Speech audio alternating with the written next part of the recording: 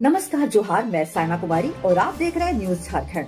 समय हो चला है झारखंड की खबरों को जानने का, उनसे अपडेट होने का। तो चलिए जानते हैं झारखंड की सुबह से लेकर शाम तक की हर खबरों को। लेकिन उससे पहले अगर आप चैनल पे नए हैं तो चैनल को सब्सक्राइब करें ताकि झारखंड की हर छोटी से बड़ी खबर आप तक पहुँचती रहे।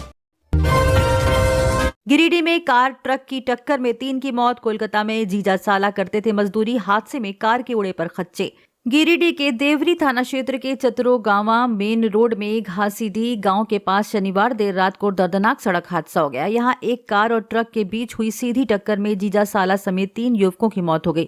टक्कर इतनी जबरदस्त थी कि कार पूरी तरह क्षतिग्रस्त हो गई, उसके परखच्चे उड़ गए। हादसे में 2 युवकों की मौके पर ही मौत हो गई, जबकि गंभीर रूप से घायल तीसरे युवक ने गिरिडीह ले जाने के दौरान रास्ते में दम तोड़ दिया। मृतकों की पहचान देवरी थाना क्षेत्र के परसाटाण पतरवा गांव निवासी मनीष कुमार साव, मारोडी गांव निवासी विकास साव और पतरवा गांव निवासी कैलाश साव के रूप में हुई है। कैलाश और विकास रिश्ते में जीजा साले थे। जानकारी के अनुसार ट्रक अपनी साइड में सही तरीके से जा रहा था। इसी दौरान कार सवार युवक तेज रफ्तार में अनियंत्रित होकर रॉन्ग साइड में चले गए और ट्रक से सीधे भिड़ंत हो गई। हादसे के बाद गंभीर रूप से घायल कैलाश साव को इलाज के लिए सामुदायिक स्वास्थ्य केंद्र देवरी लाया गया, जहां प्राथमिक उपचार के बाद चिकित्सकों ने उनकी नाजुक स्थिति को देखते हुए गिरिडीह रेफर कर दिया। सोमा मुंडा हत्याकांड, देवव्रत शाहदेव की गिरफ्तारी के विरोध में पालकोट में प्रतिवाद मार्च। गुमला जिले के पालकोट प्रखंड में सोमा मुंडा हत्याकांड में लाल देवव्रत नाथ शाहदेव की गिरफ्तारी के विरोध में प्रतिवाद मार्च निकाला गया। सैकड़ों की संख्या में ग्रामीण सड़कों पर उतरे और पुलिस की कार्रवाई पर सवाल खड़े किए। इस दौरान प्रदर्शनकारियों ने पुलिस प्रशासन हाय हाय, खोटी पुलिस, होश में आओ, पुलिस की मनमानी नहीं चलेगी और राजा साहब को रिहा करो जैसे नारे लगाए। ग्रामीणों ने आरोप लगाया कि देवव्रत शाहदेव को फर्जी तरीके से गिरफ्तार किया गया और पुलिस से मांग की है कि सोमा मुंडा के वास्तविक हत्यारों को जल्द गिरफ्तार किया जाए। प्रतिवाद मार्च में शामिल ग्रामीणों ने कहा है कि राजा साहेब गरीब और असहाय लोगों की आवाज रहे हैं। उनका कहना था कि जो राज परिवार मुंडा समाज को अपना बड़ा भाई मानता है वह इस तरह की घटना के बारे में सोच भी नहीं सकता। ग्रामीणों ने चेतावनी दी है कि यदि देवव्रत शाहदेव को शीघ्र रिहा नहीं किया गया तो आंदोलन और तेज किया जाएगा। पीजीटी शिक्षक भर्ती 2023 में द्वितीय डॉक्यूमेंट वेरिफिकेशन लिस्ट जारी नहीं होने से प्रक्रिया अधर में। अभ्यर्थी 2 वर्षों से इंतजार में।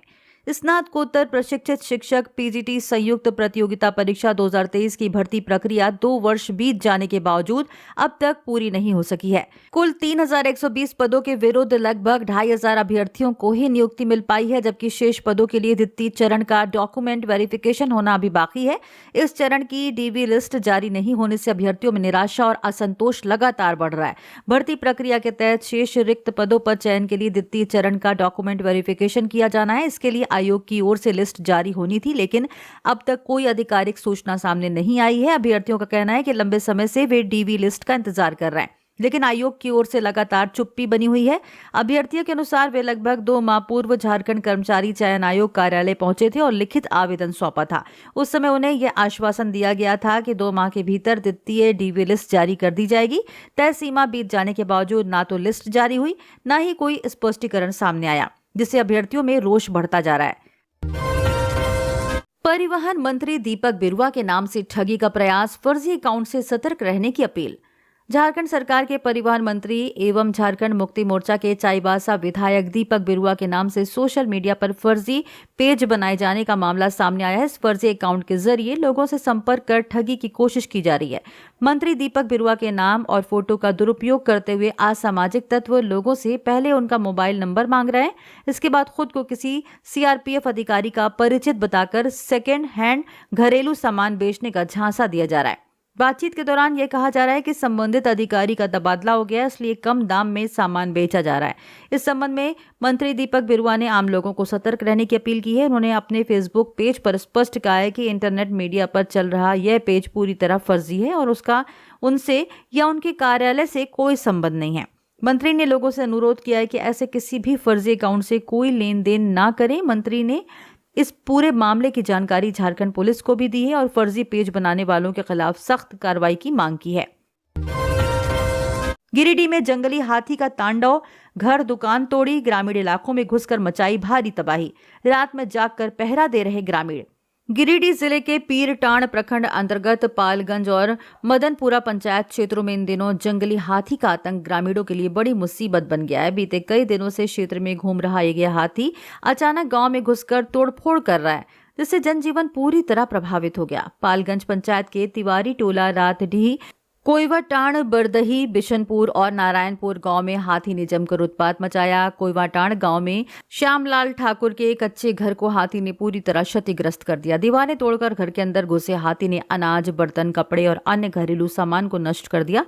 अचानक हुई इस घटना से पीड़ित परिवार सड़क पर आ गए। हाथी का कहर यही नहीं रुका, नारायणपुर मोड़ पर स्थित होरील दास की दुकान को भी हाथी ने निशाना बनाया। दुकान की दीवार और शटर तोड़ दिए, जिससे अंदर रखी खाद्य सामग्री और रोजमर्रा के सामान पूरी तरह बर्बाद हो गए। लगातार हो रही घटनाओं से पूरे इलाके में दहशत फैल गई है। ग्रामीणों में डर का माहौल है। लोग रात में घरों से बाहर निकलने से कतरा रहे हैं। कई गाँव में लोग अलाव जलाकर, शोर मचाकर और समूह में रहकर हाथी से बचाव का प्रयास कर रहे हैं। कुछ परिवारों ने बच्चों और बुजुर्गों को सुरक्षित स्थानों पर भेज दिया है। हाथी के डर से खेती बाड़ी और दैनिक कामकाज भी प्रभावित हो रहा है। रामगढ़ में बोरा गोदाम में भीषण आग, बाजार टांड जगदीश नगर में मची अफरा तफरी, पूरा गोदाम जलकर राख। रामगढ़ थाना क्षेत्र के बाजार टांड जगदीश नगर में शनिवार को उस वक्त अफरा तफरी मच गई जब एक बोरा गोदाम में अचानक भीषण आग लग गई। आग इतनी भयावह थी कि देखते देखते पूरे गोदाम को अपनी चपेट में ले लिया और कुछ ही देर में गोदाम जलकर राख हो गया। आग की लपटें और धुएं का गुबार दूर दूर तक दिखाई देने लगा। घटना की सूचना मिलते ही स्थानीय लोग मौके पर जुट गए और आग बुझाने का प्रयास शुरू किया। वहीं सूचना पर दमकल विभाग और रामगढ़ पुलिस भी घटनास्थल पर पहुंची और आग पर काबू पाने का प्रयास शुरू किया। आग की भयावहता को देखते हुए पूरे इलाके में दहशत का माहौल बन गया। वह आग संतोष अग्रवाल की बोरा फैक्ट्री में लगी थी। चंद मिनटों में आग पूरे गोदाम में फैल गई, जिससे वहां रखा सारा सामान जल गया। राहत की बात यह रही कि गोदाम के ठीक बगल में स्थित मिक्सर फैक्ट्री तक आग नहीं पहुंच सकी, जिससे एक बड़ा औद्योगिक नुकसान टल गया। हालांकि गोदाम से सटे एक आवासीय घर को आग की चपेट झेलनी पड़ी। घर के बाहर लगे एसी, वॉशिंग मशीन और गीजर पूरी तरह जल गए। आग के कारण घर के अंदर तक धुआं भर गया, जिससे आसपास के लोगों को अपने घर छोड़कर सुरक्षित स्थानों पर शरण लेनी पड़ी। झारखंड में ठंड का असर बरकरार। सुबह कोहरा, शीतलहर, दिन में हल्की राहत। 9 से 12 डिग्री सेल्सियस के बीच रहेगा मिनिमम टेम्परेचर। झारखंड में अगले कुछ दिनों तक ठंड से राहत मिलने के आसार कम है। मौसम विभाग के पूर्वानुमान के अनुसार राज्य के अधिकांश हिस्सों में सुबह के समय हल्के से मध्यम कोहरा और कुछ इलाकों में शीतलहर का प्रभाव बना रहेगा।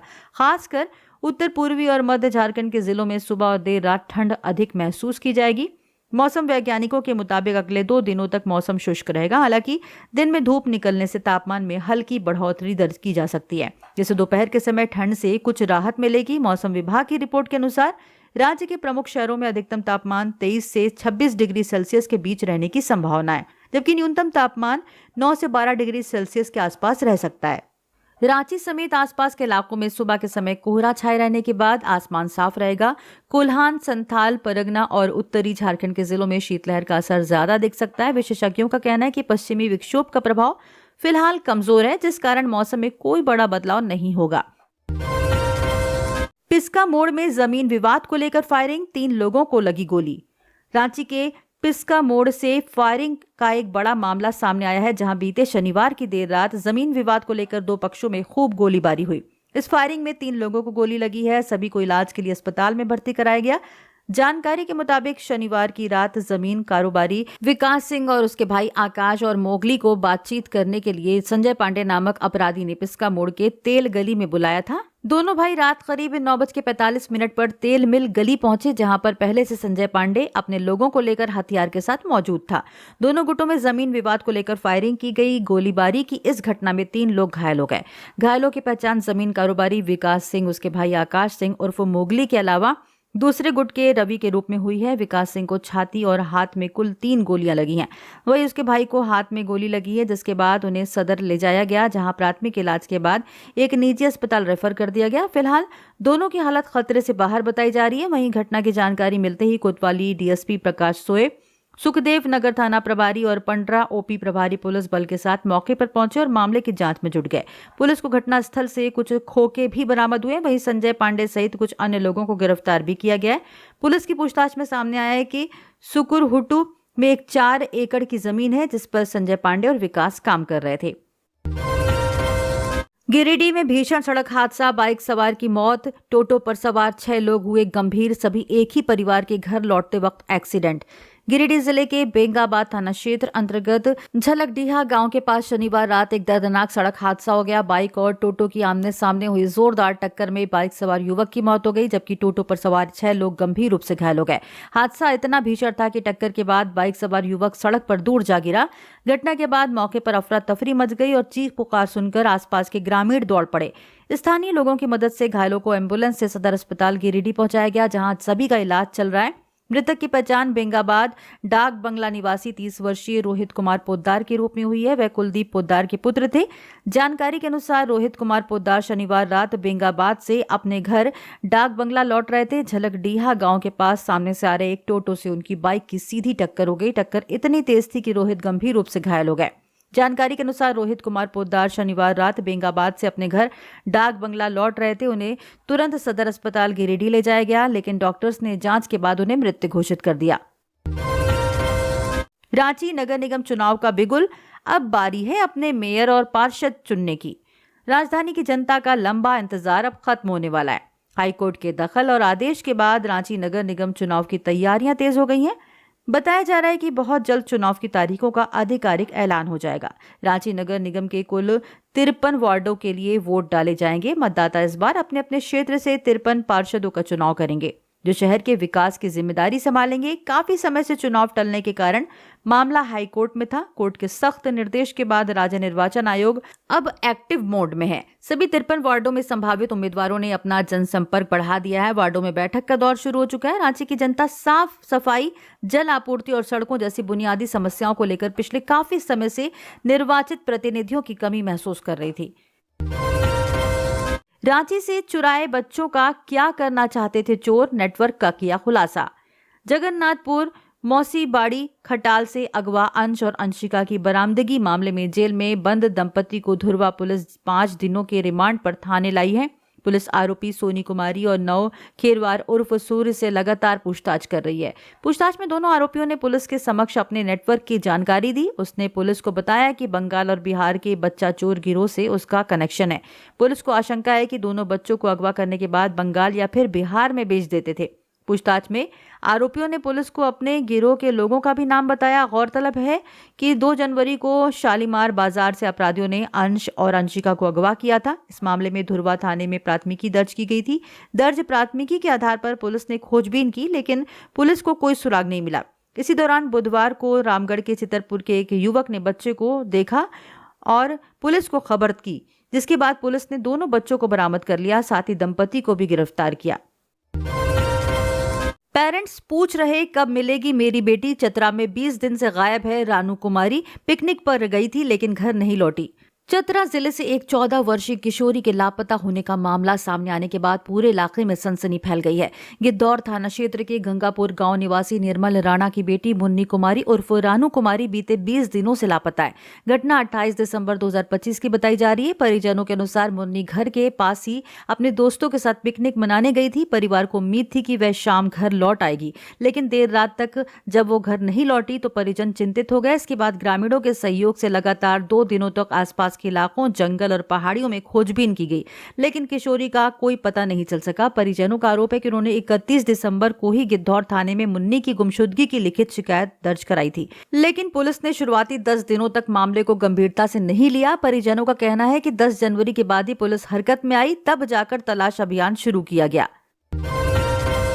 झारखंड बीजेपी प्रदेश कार्यालय में बड़ी बैठक, कई अहम मुद्दों पर हुई चर्चा।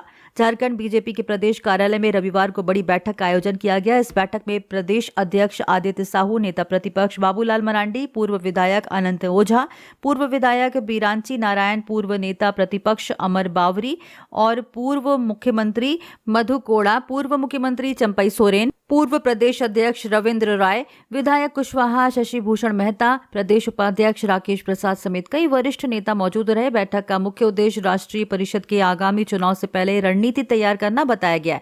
इसके अलावा बैठक में राज्य में आगामी नगर निकाय चुनाव को लेकर भी व्यापक चर्चा की गई। कड़ाके की ठंड के बावजूद सड़क पर हुई जमकर मस्ती, खेलकूद के साथ डांस का लगा तड़का। सुबह की सर्द हवाओं और कड़ाके की ठंड के बावजूद जमशेदपुर के बिष्टुपुर की सड़क पर जमकर मस्ती हुई। Tata steel utilities and infrastructure services limited द्वारा रविवार की सुबह सीजन का पहला जैम स्ट्रीट का आयोजन किया गया था। इस आयोजन का उद्देश्य है युवाओं सहित शहरवासियों को घर से बाहर लाना और शहर की मुख्य सड़क पर खेलकूद का माहौल देना, ताकि लोग न सिर्फ स्वस्थ रह सकें बल्कि अपने जीवन में किसी एक खेल को अपना कर बेहतर जीवन जी सकें। इसलिए रविवार सुबह कड़ाके की ठंड के बावजूद बिष्टुपुर थाने से डायगोनल रोड ट्रैफिक सिग्नल का दोनों छोर पूरी तरह से बंद रहा। यहाँ न सिर्फ लाइव म्यूजिक का शहरवासियों ने मजा लिया बल्कि कई तरह के फन गेम्स का भी आयोजन हुआ। महाशिवरात्रि पर 15 फरवरी को पहाड़ी मंदिर से निकलेगी शिव बारात। रांची श्री शिव बारात आयोजन केंद्रीय महासमिति पहाड़ी मंदिर की ओर से महाशिवरात्रि पर 15 फरवरी को भव्य शिव बारात का आयोजन किया जाएगा। शिव बारात पहाड़ी बाबा के मुख्य द्वार से प्रारंभ होकर रांची शहर का भ्रमण करते हुए पिस्का मोड़ स्थित विश्वनाथ मंदिर पहुंचेगी, जहां भगवान भोलेनाथ और माता पार्वती का विधिवत शुभ विवाह होगा। संस्थापक नंदकिशोर सिंह चंदेल ने रविवार को बताया कि इस आयोजन के लिए नई आयोजन समिति की भी घोषणा की जाएगी। इस अवसर पर कानपुर और झारखंड से आए कलाकारों की ओर से आकर्षक झांकियां और भक्ति नृत्य प्रस्तुत किए जाएंगे। इस बार भी ट्रक और ट्रेलरों पर सजी भव्य झांकियां लोगों को मंत्रमुग्ध करेंगी। बिहार के जज की पत्नी को झारखंड में मारी गोली, महिला बोली पति ने रची साजिश, देवर से करवाई फायरिंग, तलाक का केस चल रहा। समस्तीपुर में तैनात जज की पत्नी को झारखंड में गोली मारी गई। महिला की पहचान वंदना के रूप में हुई है, उसे 2 गोली लगी है। वंदना का गोड्डा कोर्ट में पति से तलाक का केस चल रहा है। संतोष कुमार शाह पटोरी अनुमंडल में न्यायिक जज के पद पर पोस्टेड है। वंदना का कहना है कि वो शनिवार को अदालत से लौट रही थी। इसी दौरान बाइक पर सवार 2 बदमाशों ने उनका पीछा किया और अचानक फायरिंग कर दी। गोली लगते ही वंदना सड़क पर गिर गई, जबकि हमलावर मौके से फरार हो गए। पुलिस के मुताबिक गोली मारने वालों में महिला के 2 देवर भी शामिल हैं। स्थानीय लोगों ने घायल महिला को तुरंत अस्पताल पहुंचाया, लेकिन महिला की हालत को देखते हुए उसे भागलपुर के मायागंज अस्पताल रेफर कर दिया गया। पुलिस के अनुसार वंदना कुमारी हनवारा थाना क्षेत्र के पुराना गांव की रहने वाली हैं। वंदना ने अपने ससुराल पक्ष के खिलाफ दहेज प्रताड़ना की प्राथमिकी दर्ज कराई, जिसकी सुनवाई गोड्डा कोर्ट में चल रही है। शनिवार को वह उसी मामले में गवाही देने कोर्ट आई थी। गवाही के बाद शाम में अपने मायके लौटते समय 2 बाइक सवारों ने गोली चला दी। एक गोली जबड़े में, दूसरी पीठ में लगी। घायल वंदना ने पुलिस को दिए बयान में बताया कि हमलावर 4 लोग थे, जिनमें उसके 2 देवर भी शामिल थे। झारखंड में 8वीं बोर्ड परीक्षा 2026 के लिए 5,29,000 छात्रों ने आवेदन किया है। स्कूलों और परीक्षार्थियों की संख्या दोनों में बढ़ोतरी दर्ज की गई है। झारखंड में कक्षा 8वीं की बोर्ड परीक्षा में इस वर्ष रिकॉर्ड संख्या में विद्यार्थियों ने आवेदन किया है। झारखंड एकेडमिक काउंसिल की ओर से जारी रिपोर्ट के अनुसार वर्ष 2026 की 8वीं बोर्ड परीक्षा के लिए कुल 5,29,368 परीक्षार्थियों ने फॉर्म जमा किया। यह संख्या पिछले वर्ष की तुलना में 11,345 अधिक है। वर्ष 2025 में 5,18,023 विद्यार्थी इस परीक्षा में शामिल हुए थे। इस बार न केवल परीक्षार्थियों की संख्या बढ़ी है, बल्कि 8वीं तक की पढ़ाई कराने वाले स्कूलों की संख्या में भी उल्लेखनीय इजाफा हुआ है। राज्य भर के 16,138 स्कूलों से विद्यार्थियों ने परीक्षा फॉर्म भरा है, जबकि पिछले वर्ष यह संख्या 15,795 स्कूलों की थी। यानी एक वर्ष में 343 स्कूलों की वृद्धि दर्ज की गई। 8वीं बोर्ड परीक्षा इस वर्ष भी OMR शीट के माध्यम से आयोजित की जाएगी। परीक्षा की तिथि और प्रवेश पत्र वितरण की आधिकारिक घोषणा अभी नहीं की गई है। जमशेदपुर में SSP के रात्रि औचक निरीक्षण में सोते मिले पुलिसकर्मी, 6 सस्पेंड। जमशेदपुर में शहर में बढ़ते अपराध पर नियंत्रण और रात्रि गश्ती व्यवस्था की हकीकत परखने के लिए गुरुवार देर रात जिले के SSP पीयूष पांडे स्वयं शहरी क्षेत्र में निकले। SSP के इस निरीक्षण के दौरान कई जगहों पर पुलिसकर्मियों की गंभीर लापरवाही सामने आई, जिससे SSP भड़क उठे। दरअसल मेरीन ड्राइव पर तैनात PCR 11 में पदस्थापित ASI रोशन गुड़िया, हवलदार नंदलाल मुंडा एवं चालक हरेंद्र कुमार को वाहन खड़ा कर सोते हुए पाया गया। वहीं स्टेशन चौक पर PCR 9 में तैनात ASI संजय इंदुवार भी ड्यूटी के दौरान सोते मिले। इसके अलावा जुगसलाई थाने की गश्ती वाहन में तैनात दरोगा तिर्की और हवलदार कृष्णा रजक को भी सोते हुए पाया गया।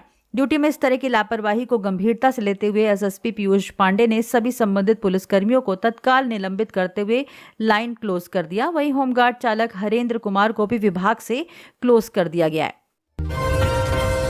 धनबाद में ऑनलाइन ठगी, पहले कहा तुम ही मेरी बहन हो, फिर पुलिस की धमकी देकर लूटे लाखों रुपए। धनबाद जिले से ऑनलाइन ठगी करने का एक बड़ा मामला सामने आया है, जहां अपराधियों ने एक भाई की दुहाई दी, फिर उसी भाई ने बहन से लाखों रुपए की ठगी कर ली। यह मामला पुटकी थाना क्षेत्र के भागा बांध ओपी क्षेत्र के भागा बांध बस्ती का बताया जा रहा है। जानकारी के मुताबिक तिलकी देवी की नाबालिग बेटी के साथ इंस्टाग्राम के जरिए एक युवक ने बातचीत शुरू की। लड़के ने कहा कि मेरी कोई बहन नहीं है, तुम ही मेरी बहन हो, मैं तुम्हारे लिए गिफ्ट भेज रहा हूँ, गिफ्ट भेजने के लिए एयरपोर्ट जा रहा हूँ, डिलीवरी के लिए आए तो तुम रिसीव कर लेना। जिस पर नाबालिग ने कहा कि ठीक है भाई। इससे थोड़ी ही देर बाद फिर उसी नंबर से बताया गया कि उसकी गाड़ी का एक्सीडेंट हो गया है और इलाज के लिए पैसे भेजने के लिए कहा गया है। जिसके बाद नाबालिग ने अपनी मां को फोन दे दिया। कुछ देर बाद उसी नंबर से दोबारा फोन आया और कहा गया कि आपकी वजह से ही मेरा एक्सीडेंट हुआ है, अगर पैसे नहीं दिए तो पुलिस आपके घर पहुंचेगी और तुम्हें घसीटते हुए ले जाएगी। पीड़िता तिलकी देवी ने बताया कि धमकी देने के बाद युवक के द्वारा मोबाइल पर एक वीडियो भी भेजा गया जिसमें एक महिला को पुलिस ले जा रही थी। यह सब देखकर मैं डर गई और सऊदी अरब में रहने वाले अपने भाई को फोन किया। भाई ने मेरे बैंक अकाउंट में पैसे भिजवाए। फोन करने वाले लड़के ने स्कैनर भेजा जिसके जरिए उसे 2,07,201 रुपए ट्रांसफर किया गया। झारखंड हाईकोर्ट ने बरियातू स्थित सेना के कब्जे वाली 4.46 एकड़ जमीन मामले में 2009 का एकल पीठ आदेश रद्द करते हुए अपील स्वीकार कर ली। झारखंड हाईकोर्ट ने बरियातू मोरहाबादी स्थित सेना के कब्जे वाली 4.46 एकड़ भूमि के विवाद में अहम फैसला सुनाया है। जस्टिस सुजीत नारायण प्रसाद और जस्टिस अरुण कुमार राय की खंडपीठ ने इस मामले में दायर अपील याचिका को स्वीकार करते हुए वर्ष 2009 में पारित एकल पीठ के आदेश को निरस्त कर दिया है। खंडपीठ ने स्पष्ट किया है कि मामले से जुड़े तथ्यों को लेकर गंभीर विवाद मौजूद है जिनका निपटारा रिट याचिका के माध्यम से संभव नहीं है। ऐसे विवादों का समाधान सक्षम सिविल न्यायालय द्वारा किया जाना चाहिए। हाईकोर्ट की खंडपीठ ने अपने आदेश में कहा कि जब किसी संपत्ति को पहले ही प्रवर्तन निदेशालय द्वारा अटैच किया जा चुका हो और उस अटैचमेंट की पुष्टि भी हो गई हो तो ऐसे में रिट के जरिए स्वामित्व का दावा स्वीकार्य नहीं हो सकता। कांके विधायक सुरेश बैठा पहुंचे चाया गांव। संदिग्ध हत्याकांड में पीड़ित परिवार को दिलाया न्याय का भरोसा। बुढ़मू प्रखंड के मुरुपीरी पंचायत अंतर्गत चाया गांव में विक्की नायक की संदिग्ध हत्या की घटना ने इलाके में सनसनी फैला दी है। इस वारदात के एक दिन बाद रविवार को कांके विधायक सुरेश कुमार बैठा अपने समर्थकों के साथ पीड़ित परिवार से मिलने चाया गांव पहुंचे और मृतक के परिवार से मिले। मृतक की मां बुटकी देवी को सांत्वना देते हुए विधायक ने हत्या को अत्यंत निंदनीय करार दिया। उन्होंने परिवार को भरोसा दिलाया कि दोषियों पर कड़ी से कड़ी कार्रवाई की जाएगी। विधायक ने कहा, यह दुखद घटना समुदाय के लिए चुनौती है।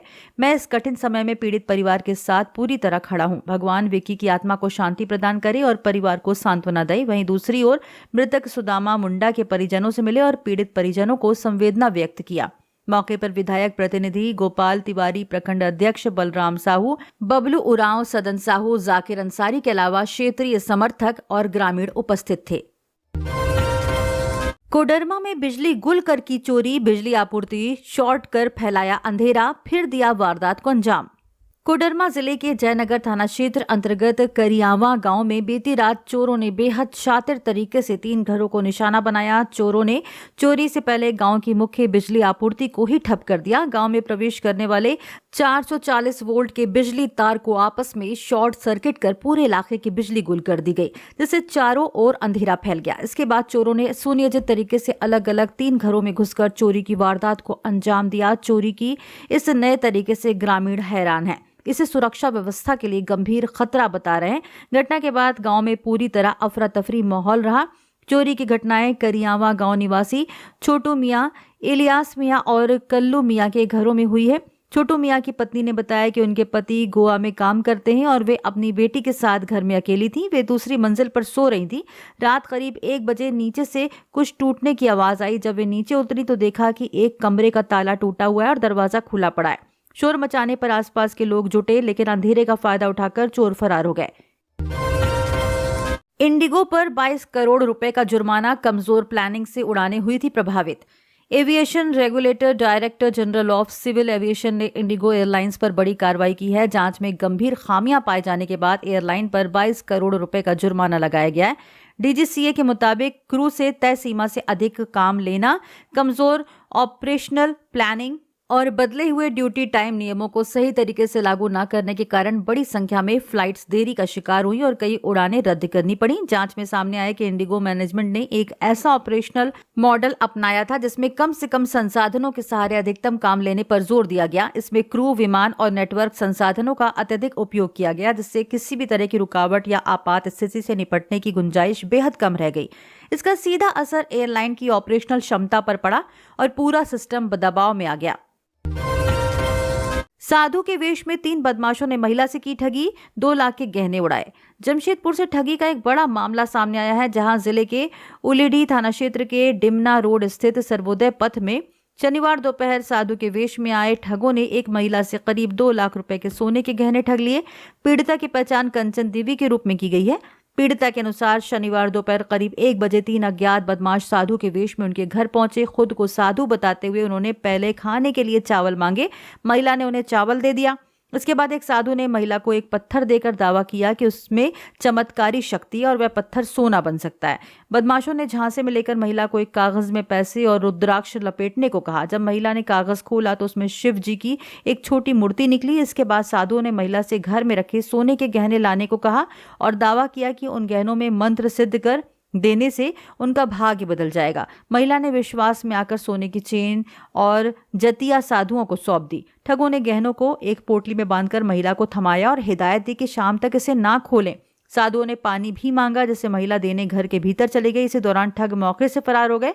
बच्चों को स्कूल ले जाने के बाद जब महिला ने पोटली खोली तो उसमें सोने के गहनों की जगह केवल रुद्राक्ष और शिवजी की मूर्ति थी। तब जाकर महिला को ठगी का एहसास हुआ।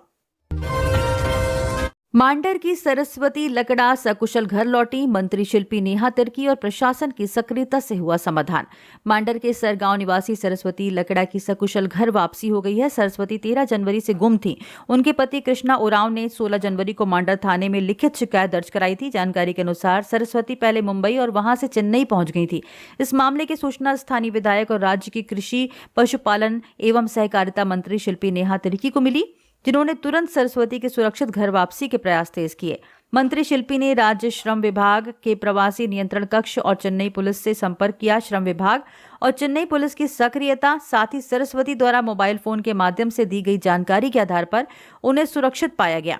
कांग्रेस नेत्री सरिता तिग्गी ने भी इस मामले में पहल कर मदद की। सरस्वती लकड़ा अब चेन्नई सेंट्रल स्टेशन से अपने पति कृष्णा उरांव के साथ ट्रेन के माध्यम से रांची के लिए रवाना हो चुकी है। मंत्री शिल्पी नेहा तिर्की ने सरस्वती की सुरक्षित वापसी में सहयोग करने वाले सभी लोगों का आभार जताया और जनता से अपील की कि कोई भी व्यक्ति लापता होने पर तुरंत नजदीकी थाने को सूचित करे।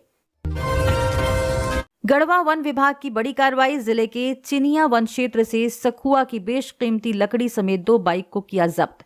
गढ़वा जिले में वन विभाग ने लकड़ी तस्करी के खिलाफ बड़ी कार्रवाई करते हुए बेशकीमती सखुआ लकड़ी जब्त की है। इस कार्रवाई में तस्करों द्वारा इस्तेमाल की जा रही 2 बाइक भी वन विभाग ने कब्जे में ले ली। हालांकि अंधेरे का फायदा उठाकर तस्कर मौके से फरार हो गए। यह मामला गढ़वा जिले के चिनिया थाना क्षेत्र अंतर्गत पालहे गांव के पास स्थित जंगल का है। चिनिया वन विभाग के प्रभारी वनपाल अनिमेश कुमार ने बताया कि क्षेत्र में जंगली हाथियों की गतिविधि बढ़ी हुई है, जिसको लेकर वन विभाग की टीम लोगों की सुरक्षा के लिए गश्त पर निकली थी। गश्त के दौरान वन विभाग की टीम को गुप्त सूचना मिली कि कुछ लकड़ी तस्कर बाइक के माध्यम से जंगल से बेशकीमती सखुआ लकड़ी की तस्करी कर रहे हैं। सूचना के आधार पर जब टीम ने मौके पर दबिश दी तो तस्कर बाइक और लकड़ी छोड़कर अंधेरे का लाभ उठाते हुए जंगल की ओर फरार हो गए। वन विभाग की टीम ने मौके से सखुआ की लकड़ी और 2 बाइक जब्त कर ली। प्रभारी वनपाल अमीनेश कुमार ने चेतावनी देते हुए कहा कि वन क्षेत्र में अवैध रूप से लकड़ी कटान और तस्करी करने वालों को बख्शा नहीं जाएगा। यदि इस तरह की गतिविधियां जारी रही तो वन विभाग सख्त कार्रवाई करते हुए दोषियों को जेल भेजने का काम करेगी। रांची के कन्हैया केस में मिर्जापुर गैंग से जुड़ता लिंक, एसआईटी की कार्रवाई तेज। 2 गुलगुलिया हिरासत में। झारखंड की राजधानी रांची के ओरमांझी थाना क्षेत्र स्थित शंकर घाट सिलदेरी निवासी 12 वर्षीय कन्हैया कुमार बीते 60 दिनों से लापता है। इस मामले में रांची पुलिस की एसआईटी की छापेमारी शनिवार को भी जारी रही, जबकि एसआईटी भी छानबीन में लगी रही। वहीं कन्हैया मामले में रांची पुलिस की एसआईटी ने सिल्ली के टुटकी गांव से 2 गुलगुलिया को हिरासत में लिया है। उनसे पूछताछ हो रही है। उधर अंश और अंशिका के मामले में गिरफ्तार नभ खेरवार और उसकी पत्नी सोनी कुमारी से भी एसआईटी लगातार पूछताछ कर रही है। झारखंड सहित 7 राज्यों में पुलिस के एसआईटी की कार्रवाई में पूर्व में विभिन्न स्थानों से गायब 3-4 बच्चों के मिलने की सूचना सामने आई है। सूचनाओं के वेरिफिकेशन में एसआईटी जुटी हुई है। जानकारी मिली है कि कन्हैया के गायब करने में भी यूपी के मिर्जापुर गैंग का हाथ है।